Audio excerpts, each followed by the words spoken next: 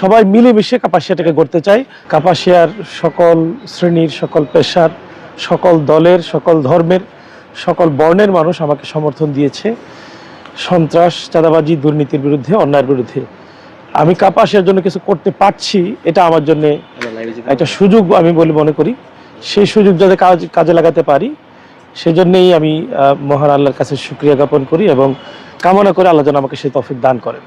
দেখুন, দেশের মানুষ এবারে জুলাই অভ্যুত্থানে যে পরিবর্তন নিয়ে এসেছে, এই পরিবর্তনের মূল আকাঙ্ক্ষাই ছিল শান্তিপূর্ণ সহাবস্থান।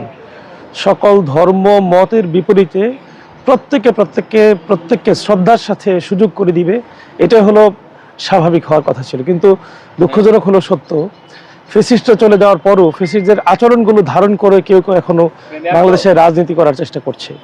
এই বিষয়টি শুধুমাত্র বাংলাদেশকে নয়, বিশেষ করে গাজীপুরকে এবং কাপাসিয়াকে মারাত্মকভাবে ক্ষতিগ্রস্ত করছে। ইতিমধ্যেই আমরা দেখছি যে কাপাসিয়ায় গতকালকে নির্বাচনের পরবর্তী এক ধরনের সহিংসতা চলছে।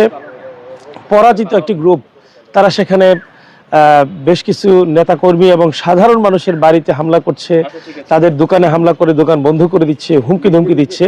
আমরা সেই প্রতিহিংসা, হুমকি ধমকির বিপরীতে আমরা কোনো হুমকি ধমকি দিচ্ছি না।